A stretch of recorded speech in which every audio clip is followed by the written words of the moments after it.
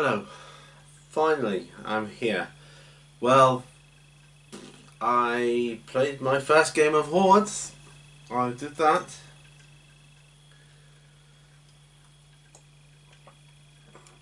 Actually, it'd be easier to say I played my first 2 games of Hordes. This is my Legion of Everblight. Yes, I know I've got 2 Liliths, and yes, I know I can't have 2 Liliths. It's just that I got one came with a shredder. That shredder there. So take these 2 out. Everything else is what I've done myself. Although I had to repaint these. Anyway, that aside, my Carnivian, my Rake, my Night Lurker, Forsaken Shepherd, unit of Blighted Archers with Commander, and Shredders. Right, let's start from the left to right. My left to your right. Or your, yeah, my left. Yeah, I know what I'm talking about. Anyway, unit of Blighted Archers. Okay, with a Commander. Fair enough. 1, 2, 3, 4, 5 Shredders. They were quite handy. A Solo Shepherd and a Forsaken. Forsaken. Let's have a quick look at him. The Forsaken. He's a Solo as well. So I've got my cards as well. Night Lurker, my Rake, Carnivian, Val or Vale, I don't know how you pronounce it, and Lilith, the Herald of Everblight.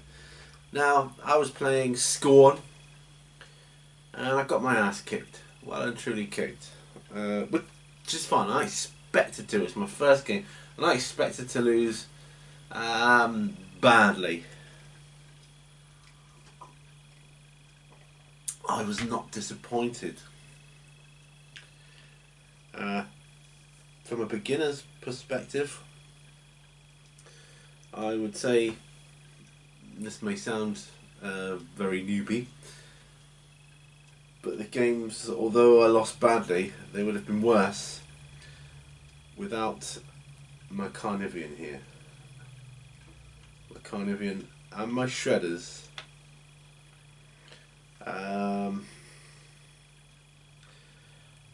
I'm thinking the only 3 units that actually killed anything was my Carnivian, Shredders, and my Blighted Archers. Don't think anybody else killed anything. I'm thinking, because he was so good and useful, can I take 2? Or is it not really worth it? Have 1 and 1 of something else? Because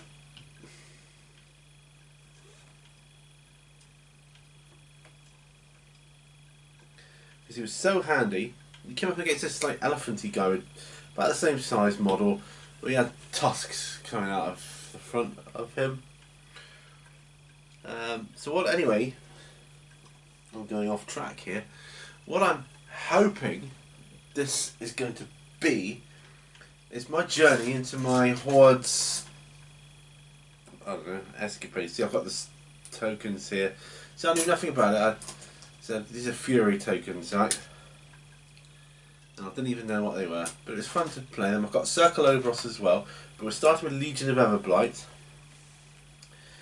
So given that this is a spare one, and I, can't have 2. We'll put that onto one side a moment. Is that Lilith's card? Yeah, that's Lilith's card. Because you can't have 2. So here we are. Get my cards up. This is my Everblight army thus far. And I'm wondering what else I could have done, if anything. Now, I know you don't know what happened in the games, and it doesn't really matter at this stage. Just got stuck to the table there for no reason. Right, yeah, it doesn't really matter at this stage. I'll turn these cards around because you guys can't see them anyway. And I'm thinking, better if I see what I'm doing.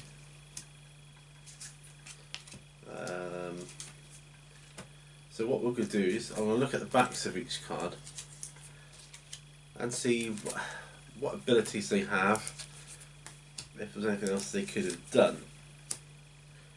Well, let's have a look. The Carnivian. He's got quite a few slots on him. He has 4 different attacks. He has a ranged attack, which is Dragon Breath. Power of 14, and he's got 3 bite. He's got bite attack, and then 2 arm attacks, 2 talons. So that's pretty cool. He ignores terrain. What else? Oh yeah, his Animus, his Spiny Growth, and I did use this on him. It was quite effective. Spiny Growth. Target friendly faction model. Gains +2 armor. If a Warjack or Warbeast hits the affected model with a melee attack, the attacking model suffers D3 damage points immediately after the attack has been resolved, unless the affected model was destroyed excuse me. Ugh. Or removed from play by the attack. That's me. Spiny Growth lasts for 1 round. And, you know, so he grows these spikes, and then when people hit him, it hurts them, I'm guessing, which is cool. So he was very effective. And Animus was cool. Can't even. Assault. As part of a charge, after moving, but before making its charge attack, this model can make 1 ranged attack targeting the model charged, unless they were in melee with each other at the start of this model's activation. When resolving an assault ranged attack, the attacking model does not suffer the target in melee penalty. If the target is not in melee range after moving, this model can make the assault ranged attack before its activation ends. Blood Creation. This model never attacks friendly faction warlocks and cannot choose them as its frenzy target. Well, that's cool. That's very cool. If I was running a lot of them, I was not able to control him and be frenzied. Now that would be awesome. Soulless. This model does not generate a soul token when it is destroyed. So all in all, pretty good. So I'm thinking, yeah, definitely keep that in future armies.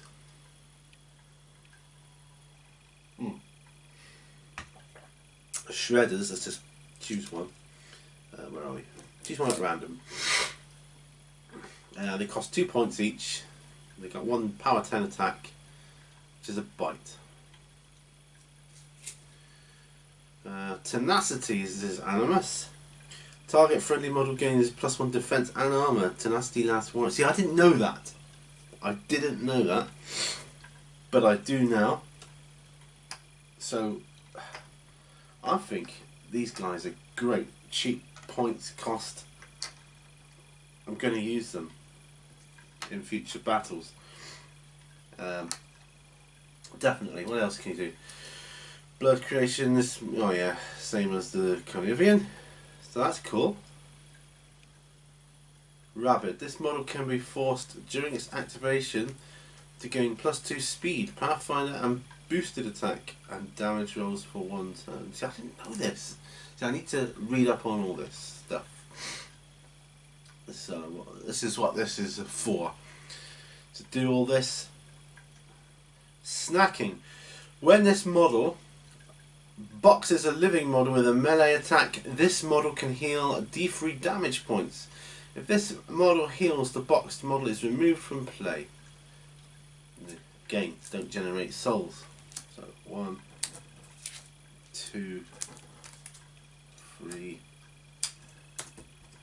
4. I'd be tempted to keep all 5 in. So points cost for a Carnivian is 11. 11, 2, 4, 6, 8, 6.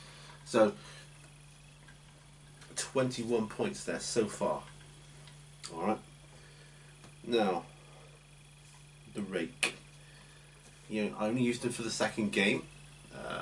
He was okay. Wasn't amazing. But I don't think I used him to his fullest ability. Definitely. So, Light War Beast costs 4 points. So it's the equivalent of 2 of these guys. His Animus is Shadow Shift. This model gains parry. Shadow Shift lasts for one turn. A model with parry cannot be targeted by 3 strikes. Okay. Something about upkeep or anything. So if you're in melee with someone, you decide to slip off, he's not going to get a free attack on you. I'm guessing that's what that means. Blood Creation again. Bounding Leap. Once per activation after making a full advance, but before performing an action, this model can be forced to be placed completely within 5 inches of its current location. Any effects that prevent charging also prevent this model from using Bounding Leap. Again, he's soulless. What to think about. So a Naga Night Lurker. The snake-like creature here. I'm looking at it, I don't even know, because I can't even see the camera. I'm totally blinded out my glasses. Guessing it's going to be soulless. These 5 points cost. Why is he so expensive? I'm wondering.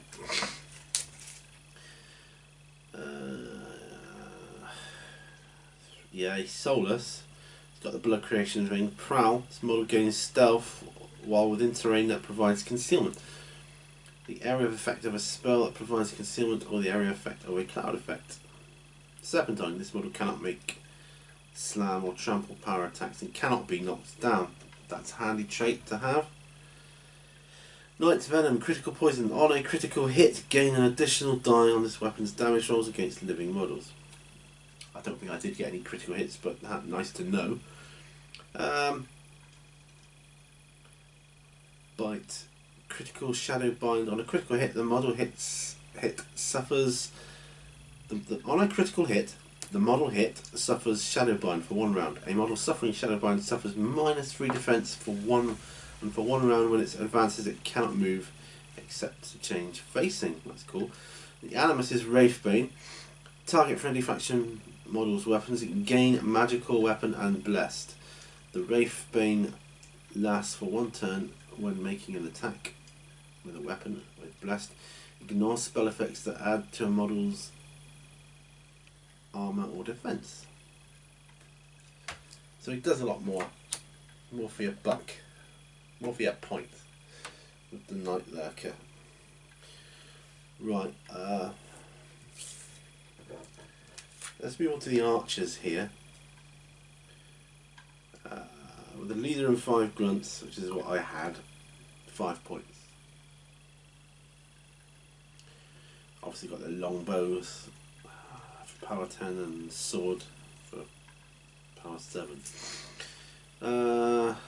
Suppressing fire, which is what they can do. Obviously they don't have things like Animus and that, they're a unit. So let's pop these up here.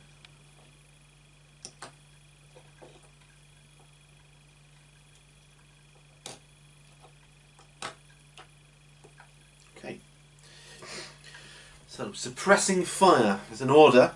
This order can be issued only if 2 or more models with ranged weapons in this unit in formation are able to forfeit their actions. Each model in this unit in formation must forfeit its action. Other than the standard bearer, those models that do are participants. Place an area of effect completely within 12 inches of all participants with its centre point in line of sight of all participants, ignoring any intervening models. The size of the area of effect is based on the number of participants. If there are 2 to 4, the area of effect is 3 inches. If there are 5 to 7, the area of effect is 4 inches. If there are 8 or more, the area of effect is 5 inches. When a model enters or ends its activation within the area of effect, it suffers a power 10 damage roll. Suppressing fire lasts for 1 round or until all participants have been destroyed or removed from play. That's quite handy. Quite handy. Now, do the Warlocks last. Okay, the Forsaken. Power points cost 2. Cheap. Solo. I don't know what they do. Didn't do much of anything other than get killed in my games. Let's have a look. Blight Shroud action. Remove all Fury points from this model. Enemy models within 1 inch of this model for each Fury point removed suffers power 8 damage roll. Add an additional die to the damage roll for each focus or Fury point on the enemy model. No, I didn't know that. That would have been well handy. Well handy if I'd have done that.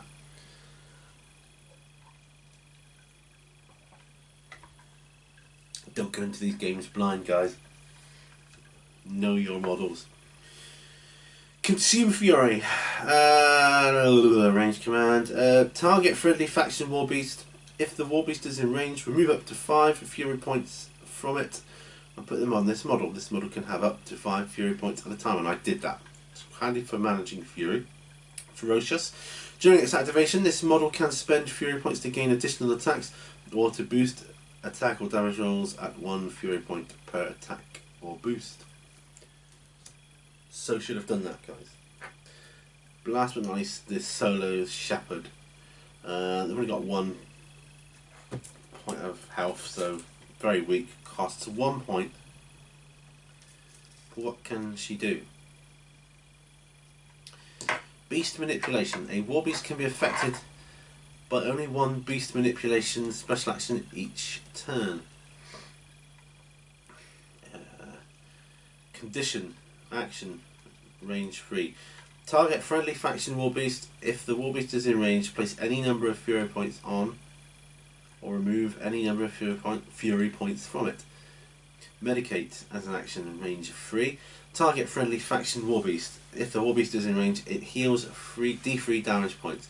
A Warbeast can be affected by Medicate only once per turn, so a healer. Beastmaster. This model can force friendly faction Warbeast in its command range as if it were their controlling Warlock. Pretty cool, pretty cool. So, if I had all the Legion of Everblight, but I was choosing from these, definitely I would have the Carnivian, definitely I would have the Shredders.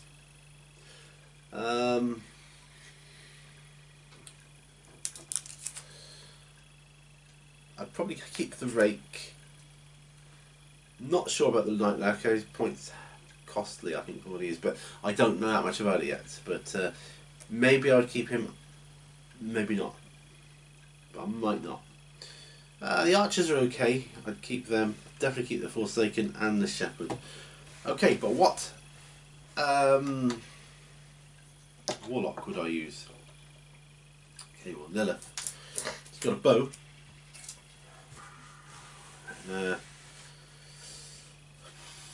Gives you 6 points. Val gives you 6 points, so equal.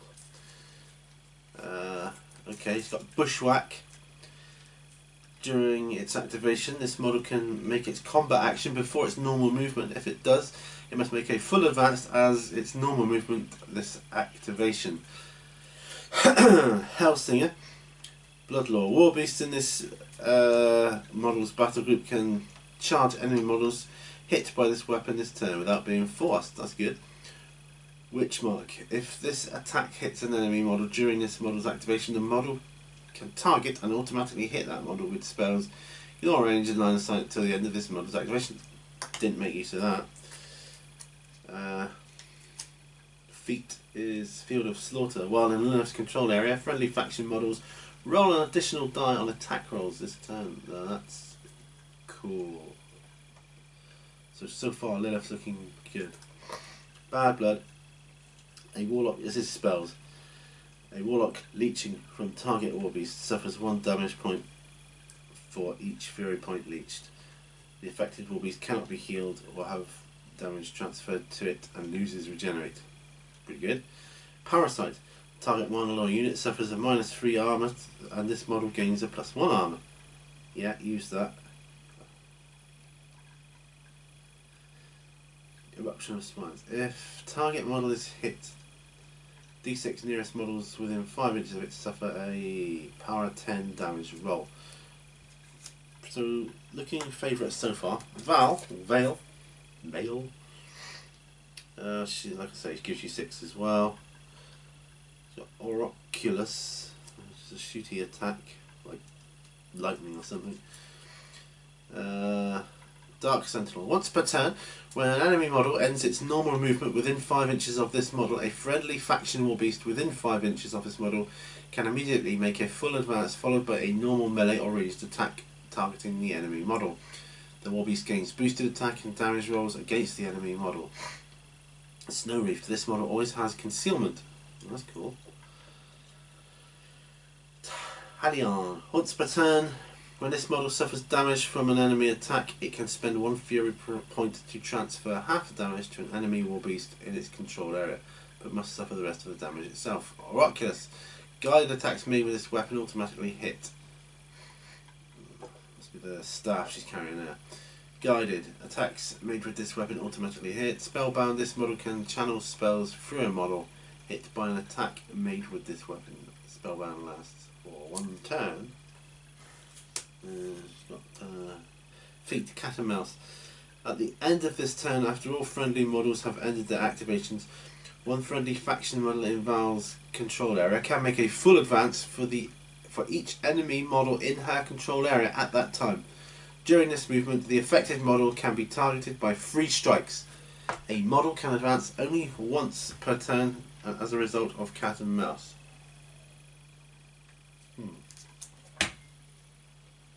Spells. Got a few here. Chiller. While within 2 inches of target friendly faction model strike unit, enemy models suffer -1 defense unless they have immunity to cold. Hoarfrost. Hoarfrost causes cold damage. On a critical hit, models in the area of effect become stationary for 1 round unless they have immunity to cold. Insight. Models in this model's battle group gain +2 to attack and damage rolls against enemy models while the enemy models are in this model's command range. Insight lasts for 1 turn. Leash. Immediately after this model ends its normal movement, target war beast in its battle group can advance up to 3 inches towards it. Cool. Malice. Add +1 to the damage roll for each fury point on the target model. And last but not least, Rampager. Take control of a target enemy non-character war beast. You can make 1 full advance with the war beast and then make 1 normal attack with it. The Rampager expires. While the war beast is affected by Rampage, it cannot be forced and you cannot use its animus. Rampager can be cast only once per turn. Well, they both give you 6. I'm still thinking I definitely would take Lilith. Val's okay. It's quite a good warlock too.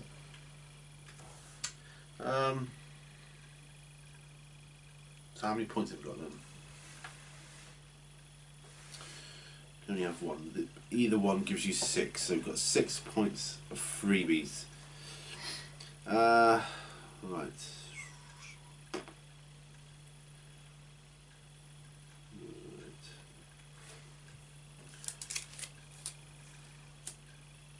Depends what. Yeah, that would depend on what your limit was. So without the warlocks, you got 21, 22, 23, 24, 25, 30, 35, 36, 37, 38. You've got 38 points there without taking these off. These would give you 6 points there. So it would only, if you had one of these, it would only cost you 36 points. I think I need at least a 50 to 60 point worth of faction before I can start choosing. But there it is. And yeah, you know, dear me. Yeah, I'm going to do different ones. So I've got my box here, I've got all my card sleeves, and I don't know, I've got some tokens. I wasn't sure how I was going to use Fury. Maybe I use them in War Machine. Who knows? Dice, marker pens, and all that kind of stuff. I'm keeping the models in a box, separate box for the moment. But these are my tokens. I'm thinking I'm going to have to separate them at some point. But yeah, that's what I've got. Legion of Everblight. Thank you for joining me on this little chat ramble going through my Legion army. If you got any suggestions on what I should get next, or I know it depends on points, but to have as a backup. See, I'm thinking another Carnivian, or let me just have a quick check here. I think a Seraph would be good. Flying one. A Skyvian. Angelus. Teraph. Nephilim Soldier. See, Nephilim Protected. Stingers. I definitely want Stingers. They look a bit like Shredders, but they're not. There's so many things to get. What do you think, guys? Do I need another unit first or another War Beast first? I get some more melee type unit. What I think I need, till I get my head around the way the synergy between the models, I need some more cannon fodder. So if you can just suggest something like that, maybe another unit, but you know, don't die in one turn. At least buy me one turn to get my head around what I'm doing. Anyway, here we are. It's my other Lilith. I like my post better. Anyway, thanks for watching, guys. I'll see you in the next video, but hopefully I have a bit more of an idea of what I'm doing. See you then. Bye for now.